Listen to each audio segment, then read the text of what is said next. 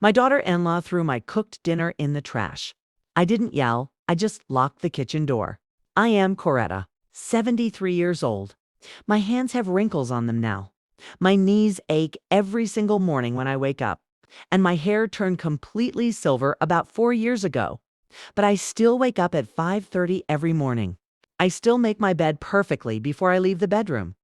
I still cook from scratch because that is what I know and that is who I am. My mother taught me how to cook and her mother taught her. And there is love in every single thing I make with these old hands. I am not a woman who sits around and waits for things to happen to her.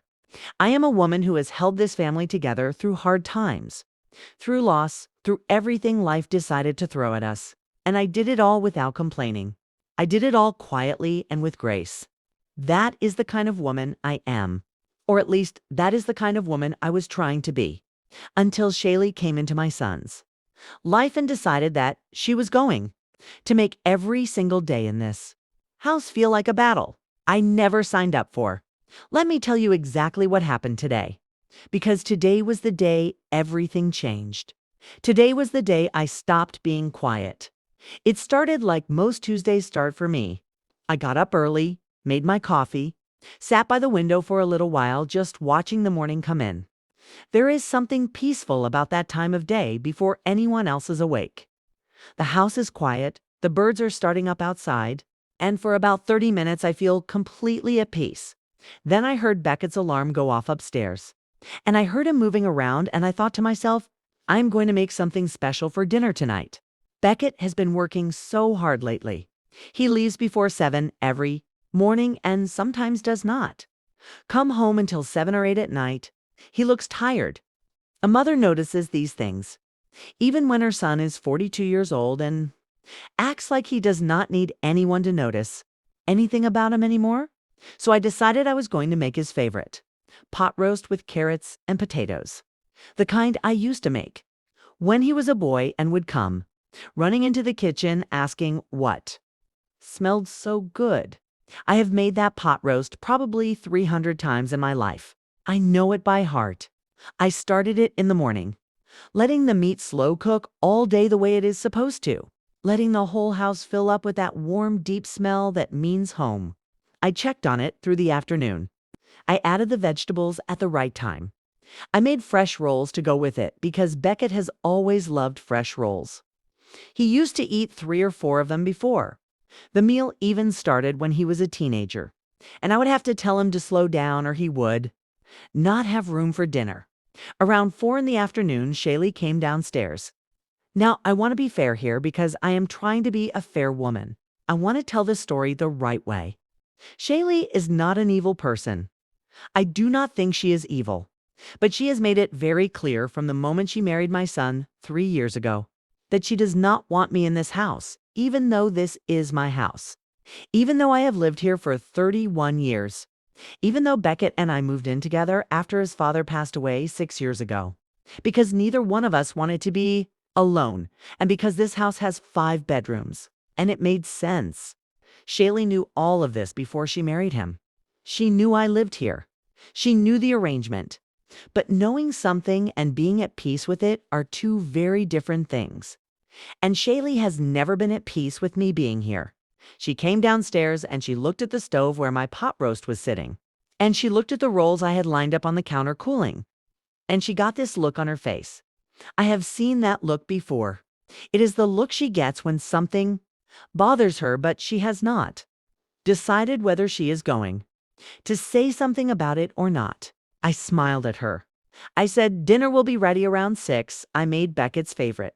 And she just looked at me for a second and then said, I was going to order food tonight. And I said, well, I already cooked, so no need. And she said, I already decided we were ordering. And I said, Shaylee, there is a whole pot roast and fresh rolls right here. There is no reason to spend money on delivery when dinner is already made. And she did not say anything else. She walked out of the kitchen and went back upstairs. I thought that was the end of it. I really did. I went back to the kitchen. I set the table. I put out the good placemats because I wanted it to feel like a real dinner. I was humming to myself. I was in a good mood. The house smelled wonderful, and I was proud of what I had made and I was looking forward to seeing Beckett's face when he walked in and smelled that pot roast. Beckett came home at 6:15. I heard the front door and I called out from the kitchen that dinner was almost ready. He called back, "Okay, Mom, sounds good," and I heard him going upstairs. I put everything on the table. The roast, the vegetables, the rolls, a little dish of butter. I poured water for everyone. I sat down and I waited. Then I heard them upstairs. I could not make out the words, but I could tell there was a conversation happening, and it was not a calm one. Shaylee's voice has a certain pitch when she is not happy, and I have learned that pitch very well. Over 3 years, I sat at the table and I told myself to stay calm and not to read into a conversation. I could not even fully hear. Then I heard footsteps on the stairs, and it was Shaylee. Just Shaylee. She walked into the dining room and she looked at the table. And then she looked at me, and then she walked right past me into the kitchen. I turned around in my chair to see what she was doing, and I watched her pick up the pot roast dish, the whole thing. And I could not understand what I was seeing for a second because it did not make sense. And then she walked to the trash can and she opened it and she scraped my pot roast into the trash. All of it. Every single bit of it. Then she went back to the counter and she picked up my rolls. The fresh rolls I had made by hand that morning. And she put those in the trash too, one by one, like they were nothing, like they were garbage, like everything I had put into that meal meant absolutely nothing at all. I did not move. I did not say a single word. I sat at that table and I watched her, and something happened inside of me in that moment that I do not have the exact right words to describe. It was not anger, not exactly. Or maybe it was anger, but it was so deep and so cold that it did not feel like the hot rushing kind. It was something quieter than that, something that settled into my bones and made everything very still and very clear. She picked up her phone and she started ordering delivery. She walked out of the kitchen like I was not even there, like I was furniture she had decided to ignore. I stood up. I walked into the kitchen. I looked at my pot roast in the trash, those beautiful carrots and potatoes and that perfectly cooked meat. And I took one long, slow breath. Then I picked up my purse from the counter where I always leave it.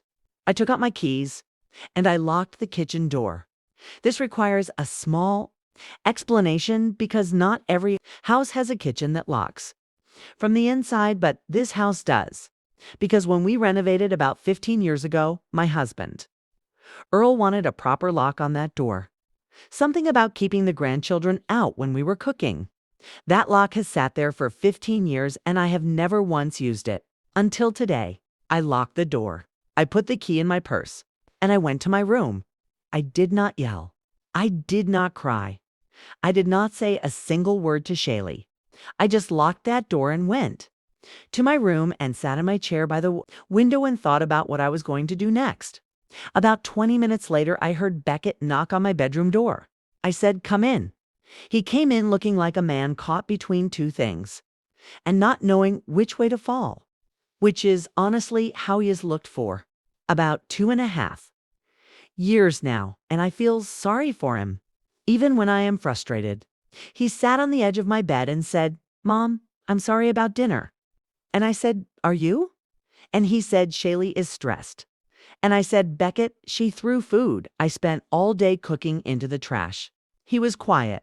Then he said, "I know." And I said, "What does her stress have to do with my dinner in a garbage can?" And he did not have an answer for that. I want to tell you something about Beckett. He is a good man. He is kind and he works hard and he loves me. I know he loves me. And he loved his father dearly and grieved him deeply when Earl passed. He wants peace more than anything. He wants everyone to get along. And I understand that desire. But there is a difference between wanting peace and allowing things to happen in your own home that should never be allowed to happen. There is a difference between keeping the peace and losing yourself trying to keep it. I told Beckett that I was not angry at him. I said I understood that his wife was stressed and that marriage is hard and that I know living with your mother-in-law is not always easy. I said all of that and I meant every word. And then I said, But I locked the kitchen, and I am keeping it locked, and I need you to understand why. He looked at me and said, Mom, you can't lock the kitchen. And I said, I already did. He said, what does locking the kitchen accomplish? And I said, it accomplishes me not standing in a kitchen that does not feel like mine anymore. It accomplishes me making a point without raising my voice. He sat there for a long time looking at his hands. Finally, he said, I'll talk to her. And I said, I know you will, baby. I know you will. He left my room and I heard him go downstairs, and I think he sat on the porch for a while, which is something he does when he needs to think. His father used to do the same exact thing on the same porch, and sometimes when I see Beckett do it, I have to stop and take a slow breath because the resemblance hits me right in the chest. The delivery food came about 45 minutes later. I heard the doorbell and Shaylee getting the door. She did not knock on my door to offer me any. I did not expect her to. I had leftover soup in my little mini fridge that I keep in my room, and I heated that up and I ate my soup. And I watched my shows and I let the night do what nights do.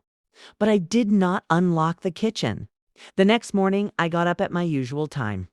I unlocked the door not because I had forgiven anything, but because I live in this house and I need my kitchen and I am not going to punish myself to make a point. I made my coffee. I sat by my window and I thought about what comes next. I called my daughter Pamela that morning.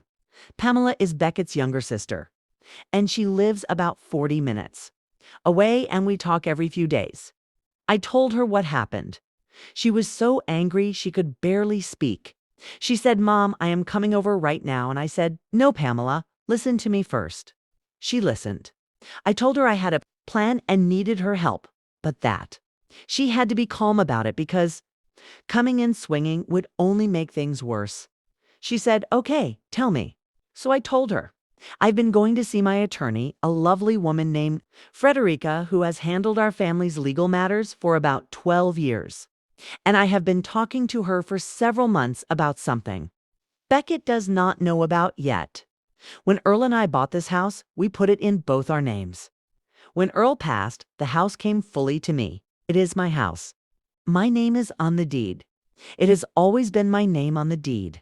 Beckett lives here because I asked him to come live here after his father died, because I wanted my son nearby and wanted the company. That was my choice, and I made it gladly.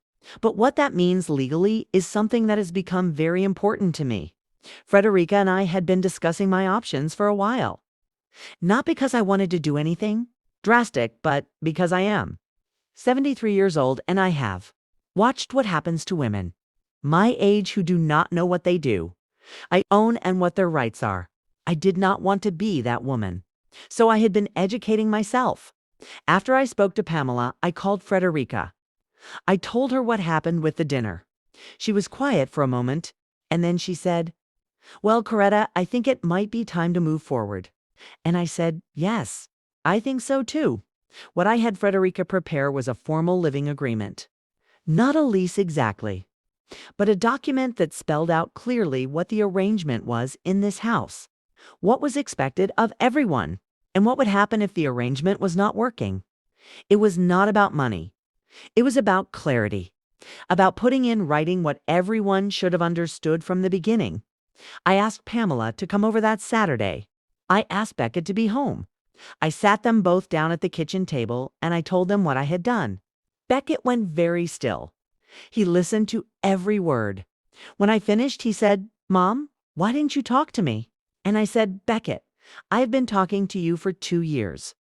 I have said things plainly and you have nodded and said you would handle it, and nothing ever changed. I said last Tuesday, your wife threw my dinner in the trash, and that is not the first time she has made me feel unwelcome in my own home. I am not asking you to choose, but I am asking you to see what is happening. He was quiet. Finally, he said, where is Shaylee? And I said, I would like to speak to her. He went upstairs to get her. I sat at the kitchen table and drank my coffee, and I was calm, completely calm. That surprised me a little, but I think it is the calm that comes when you have finally decided to stop waiting and start doing. when you have taken a step that feels true to who you are. Shaylee came downstairs. She sat across from me. She would not quite meet my eyes at first. I waited until she looked at me. And when she finally did, I said, "Shaylee, I do not want to be your enemy. I have never wanted that. But I need you to understand something, and I need you to really hear it. This is my home. I am not a guest here. I am not in the way here. I live here, and I have lived here for 31 years. And I deserve to be treated with the same basic respect that any human being deserves in their own home." I said, "You threw my dinner away, a meal I spent all day making. And you did it without a word, without an apology, without a single acknowledgement that what you were doing was wrong. And I said, I need to know if you understand why that was not acceptable." She was quiet. Then she said, "I know." Her voice was different than I expected, smaller. She said, "I know it was wrong." She looked down at the table. And then she said something that I was not prepared for. She said, "I have been terrible to you, and I don't really have a good excuse. I felt like you were everywhere, like there was no space for me to be the woman of this house." And I said, "Shaylee, I was never trying to take that from you." She looked up at me. I said, "I was never competing with you. I just wanted to be near my son." And she nodded very slowly, and her eyes were wet, and I felt something loosen in my chest. "Now, I am going to tell you something that might surprise you." I reached across the table and I put my hand over hers. She looked down at my hand, this old wrinkled hand, and she started crying. Not loud, dramatic crying, but the quiet kind that comes from somewhere real. And I said, "We are on the same side. You and I, we both love that man. We both want this home to feel good. And we have wasted 2 years not understanding each other." She nodded. She said, "I'm sorry, Coretta." And I said, "I know you are." We sat there for a while, the four of us. And it was not a perfect moment, and I am not going to pretend it was. There is a lot of work to do. Things do not change overnight just because a conversation happened at a kitchen table. The living agreement is still on paper, and it still matters. My name is still on this house, and it still matters. But something shifted. Something real and necessary shifted. That evening, Shaylee asked me if I would teach her how to make the pot roast. I stood in the kitchen with her for 2 hours. I showed her how I season the meat, how long I let it sear before it goes into slow cook, when to add the vegetables so they do not get too soft. She watched everything carefully. She asked good questions. Beckett came in at one point and stood in the doorway looking at us, and I do not think I have ever seen my son look that relieved in his life. The pot roast was not as good as mine, but it was pretty good for a first try. We ate together at the table, all 3 of us. And it was quiet, but not the uncomfortable kind of quiet. It was the kind of quiet that has something growing in it. I am Coretta. I am 73 years old. I have lived in this house for 31 years, and I plan to live here for many more. I cook from scratch, and I wake up at 5:30. And I have an attorney named Frederica and a daughter named Pamela and a son named Beckett who is learning, even at 42, that loving someone means seeing them clearly. And I have a daughter-in-law named Shaylee who threw my dinner in the trash and then stood in my kitchen. 2 days later, learning how to make pot roast. Life is strange and complicated and full of people who are trying their best even when their best is not very good. I believe that. I have always believed that. But I also believe that a woman of 73 who has worked hard and lived fully and given everything she has to the people she loves deserves to stand in her own kitchen without apologizing for it, deserves to lock a door when she needs to make a point, deserves to be heard. I did not yell. I never yelled. I just locked the kitchen door and I waited for the world to catch up with what I already knew. And eventually it did. It really did. If you love your grandma, give this video a big thumbs up. And don't forget to subscribe so you never miss a story like this one. Tell me in the comments where you are from and drop your city below. Share this with someone who needs to hear it today. I will see you in the next one.